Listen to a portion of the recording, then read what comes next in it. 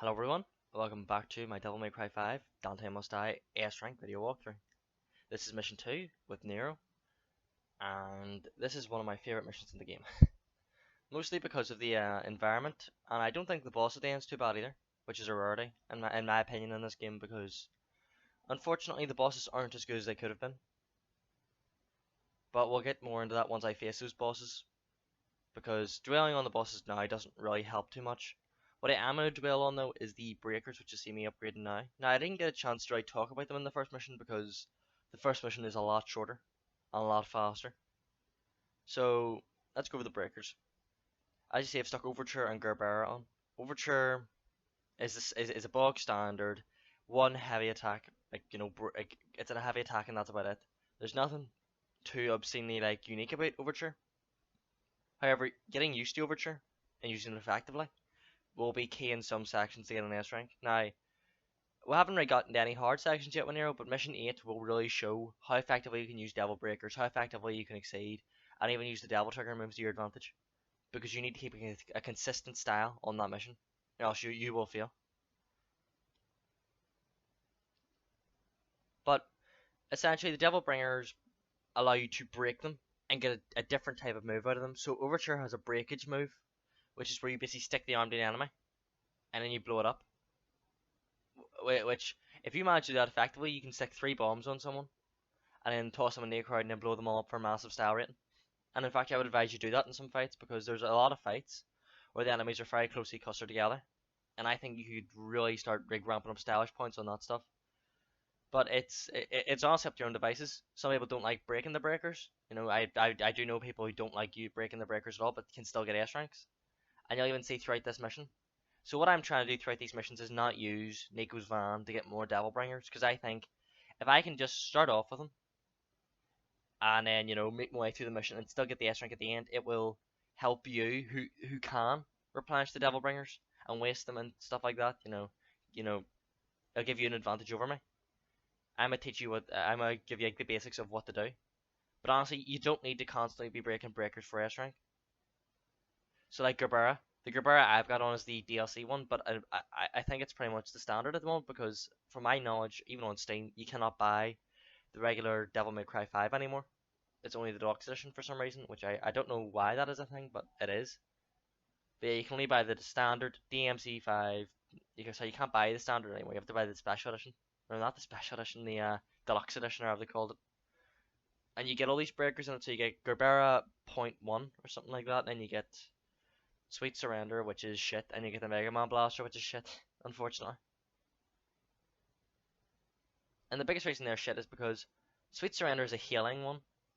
It heals you, and replacing damage with a heal isn't usually in your best interest in Dante Must Die mode, because the longer you waste, and even then, what you heal will maybe be one hit from a regular enemy. Because to be under no illusion, the Dante Must Die in this game will hit you like a truck. There is no mercy on this game mode. It may not be as hard as 3, but the enemies hit very, very, very hard, and the damage resistance they get, I just found out, was it is 50% damage resistance, not 25. So prepare to feel like you'll definitely feel a difference in this and Son of Sparta. Son of Sparta is a cakewalk compared to this. And the real problem with Dante Must Die is that you would think beating up on the enemies would give you a higher advantage to get S ranks and stuff like that, but it almost doesn't. Because you're stuck with a style system that fundamentally doesn't work. Like in missions like this, I haven't had a problem. I had to retry the V mission though, because I died on Nidhogg, but I haven't had a mission yet where the style's been an issue. But in mission 8 coming up for Nero, which is where you fight the boss Urzin again, you will see how bad the stylish points can get. You have to fight every fight in that fight perfectly. And this actually brings me on to one of the Buster Arms, the Devil Bringer, or the Devil Buster Devil Arm. That thing will destroy basic enemies. If there's an enemy you don't like in an encounter or you're having trouble with, consider bringing Ragtime and then stunning the enemy with, let's say, you activate Devil Trigger and maybe launch the enemy or something like that. I know it works very well on Furies, where if you Ragtime, run up to them, stand still, Devil Trigger, it'll knock them into the air. And while you're, but then before you Devil Trigger, make sure you've got the Buster Arm charged, and then while they're in the air, jump and grab them, and it will instantly kill them. Now, the problem you run into when you instantly kill enemies like that, even though I think a Fury will actually hurt your style average, a Fury will destroy your style average more than it'll help it. So I would say just kill the Furies as fast as possible with maximum prejudice, because the amount of hits you will take from fighting that enemy it isn't good. But the quicker you kill that enemy, the less style points you can build off them. So sometimes it's not really worth going for maximum damage output. Maybe it's more worthwhile going for multi-hits, like Gerbera, the other arm I was going to talk about there. Gerbera and Gerbera point 1 have the same buster, like breakage move, which is either a massive laser, which is okay. However, I prefer to I don't know why I got lost in this section. I don't know how I got lost. I've done this a lot of times. But yeah, is the jump into the air and break the arm, break Gerbera, and it will shoot out like a few mini lasers, and those lasers will bounce off the walls and bounce off the enemies, and that will build some ridiculous style. If you're in like a close room, you will build style like a madman. However, the problem comes with Gerbera is that it's so useful. Again, it's a useful parry move. It's a useful get out of town move. You know, it gets you out of jail free, basically. However, in rooms like this, like smaller rooms, Gerbera definitely feels, has its limits. So there was the Overture breakage move. As you can see, the damage it does is substantial. Just be under no illusion, Anti-Noirs have a decent HP pool, even without Devil Trigger. But this room can be an issue, mostly because, as you can see, the camera's up my ass. And there's really no fixing the camera in this section. And I'm very lucky there. I didn't get knocked back, because in Devil Trigger, if you don't know this, you have more armor. So you'll hyper armor through a lot of attacks in Devil Trigger, however. That doesn't mean you won't get knocked back. And a feature in this game that I don't think I've really heard talked about, unlike in the other Devil May Cry, like in Devil May Cry 4, if you get hit, your score rank drops immediately. You know, like that. Sorry for the click there, I might have came across a bit louder than the mic, but your score will drop instantly. And it can hurt. Because you can be doing, like, let's say, one of Nero's showdown moves, and if you get hit during that, even though Nero in the fourth game, interestingly enough, doesn't have any hyper armor because it's a wee bit different. His Devil Trigger works differently than Dante's or Virgil's or whatever. But yeah. So unlike in the other games where you get knocked down, I could say you go from an S to like a B or even a C. This game will actually keeps you up at S rank. So that is something I appreciate, because you're going for a high risk here, and I personally don't think a bit of chip damage, should instantly bring you down to a C. I understand not getting hit is a big part of these games, but I don't think punishing the player so bad, for trying different moves, because otherwise you wouldn't use Showdown. Like, there's no point using Showdown. And I got sloppily hit there, which was very annoying.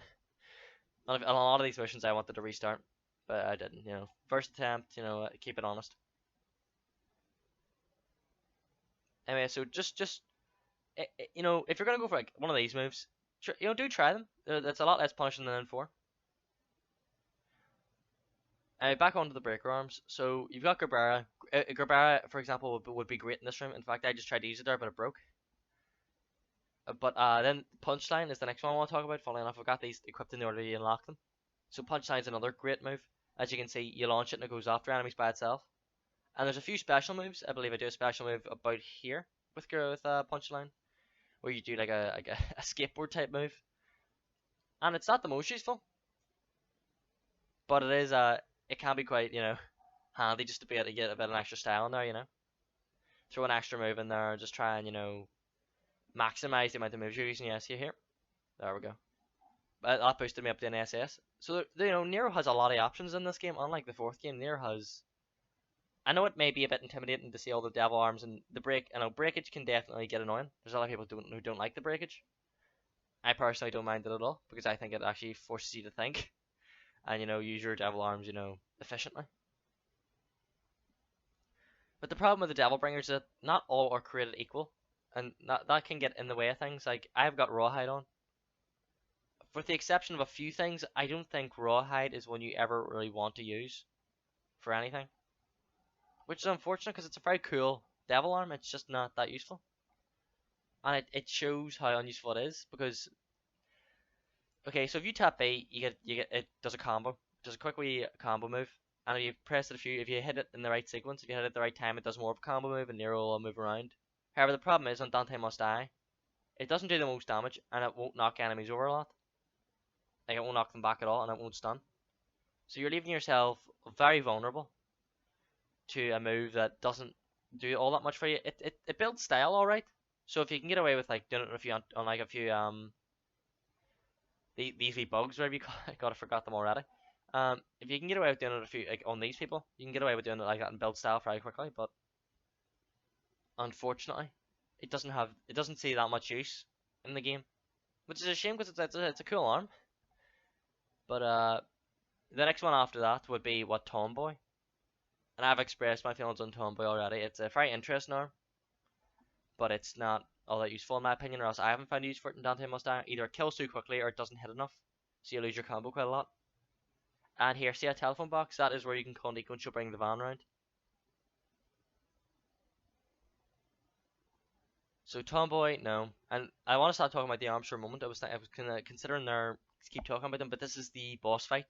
And I want to kind of get a few words in here. So Goliath is a piece of piss. He's not hard at all. Trying to jump on him like what I'm doing now might be considered a bad idea. Try and stay on the ground maybe a bit more. I know you think his head does, the most damage, and I believe it does, but it doesn't. It didn't seem like enough to warrant jumping into the air, because jumping into the air, you're risking quite a lot. If you can't jump cancel Goliath and he's swinging into the air, like I just got hit there sloppily even though I was on the ground. If you can't jump cancel him even while he's in the air, you will get hit, and his hits do knock you back 9 times out of 10. There it didn't because it was caught by one of the smaller hits. So I was alright. I'm trying to keep my rank up, Try and keep your rank up on this boss and you will make up a lot of stash points. Also, funnily enough, you can knock this guy into the air with if you charge up Punchline and you use the breakage move, you can actually knock this guy into the air. I used it up there to try and keep him up there for a bit longer. It didn't really work in my favor, unfortunately. It kind of just didn't happen. And see, stunning this guy, it is an art form. Stunning the Goliath is an art form because on 9 times out of 10, you'll probably not do it in fights. And I don't know if that's just me. Now, recently I've been getting better at it, but wow, this guy can just take punishment like no one's business. This guy has such a large HP pool, and you'll see the damage we're not doing, by the way. This is Devil Trigger. Like, the enemies in 4, I didn't really like the bosses in 4. I think a lot of the bosses were shit. Like Burial, I thought had a lot of moves that were uninteresting, and also horseshit, and, not great to fight. I thought, what was the frog guy? Unfortunately, I don't remember the names of these old bosses. Don't really come to mind at the moment. The frog guy was fun, a bit. Just he kept running away and it was very annoying. The plant person wasn't all that interesting. Credo was good, and obviously you don't need my opinion on the DMC4 bosses, but that's just what it is. But at least, even though they all were kind of annoying, they had lower HP than these guys. These guys will eat everything you do for days. Like you'll see, I hit this guy with a fully charged Buster move, Buster Bringer, when he's not in Devil Trigger, and you will see the damage it doesn't do. Like the enemies are great. I love the enemies in this game. I think they're all like really fun to fight, and I think that's like the main thing because 9 times out of 10 you're fighting. We goons constantly. And also watch this. Didn't even hit me. Now it has a shockwave like, but it didn't expect it to knock me out of my combo. Maybe you do the damage, but it didn't expect that. But the wee scrubbers in this game are great. Even the Furies and the Nello Angelo has too much HP in my opinion, and it's unfun. The Hell Judeka, is whatever you call it. It is just shit. Is beyond of a shit enemy. And the first one you fight is his V, which will be coming up in the mission after it, not the mission after the next mission. And that mission, let me tell you, is hard. Is really hard. If you're not accustomed to V, it's hard because the camera is fighting you so hard in that mission. Anyway, this is where I get the stun on him. Goliath doesn't really need to be narrated too much because he is just a piece of piss of a boss. A few swings, he has an AoE, you'll be able to easily tell where the AoE is because it's very obvious. And honestly, you see Devil Trigger? He did Devil Trigger. So that chunk there is what a broken Devil Buster arm did to him. And he's still getting up for more, and you'll see now the damage our sword swings don't do. You thought that in dying before, look at it. The gun does nothing. It's Devil May Cry 4's Dante Must Die, Ice Devil Trigger at least wasn't as bad as this. It made some of the enemies really unfun. And I'll be the last one to defend Devil May Cry 4. Its enemy design, I really don't like Devil May Cry 4's enemy design at all. Oh, and also see this move? Your best bet for this move, I've tried to jump it, I've tried to, table hopper it, I've tried to dodge, tried to I've tried a lot of things. Your best bet, honestly, is just to run straight for him and get as close as you can, and then get behind him, and you'll dodge it every time. He won't be able to turn around. Although the detection's kind of weird, so try not to get too close. Don't feel scared or anything. If you get stuck in it, you can always just break an arm or double trigger, and it'll pop you out of it. Don't feel scared of this guy because 9 times out of 10 you'll beat him with relative ease because you look at him. Oh, and this is where punchline comes in handy because you can knock him into the air. And it's kind of like a pseudo stun on him nearly. You get a chance to knock him, but he will come out swinging. So be careful. Is what I can say here. Just be careful. As long as you have Glad some respect, you should be all right. Just try and keep the style up. Try and hit him a few big moves and try and get the stun on him if possible, even though it can be a bit tough. And we finished that fight with near 6,500 style points. So not too bad. S ranked 2 of the areas, not one of them, unfortunately. And that's more than enough to S rank the mission. So anyway guys, thanks very much for watching. I'll talk to you guys in the next video. Take care now.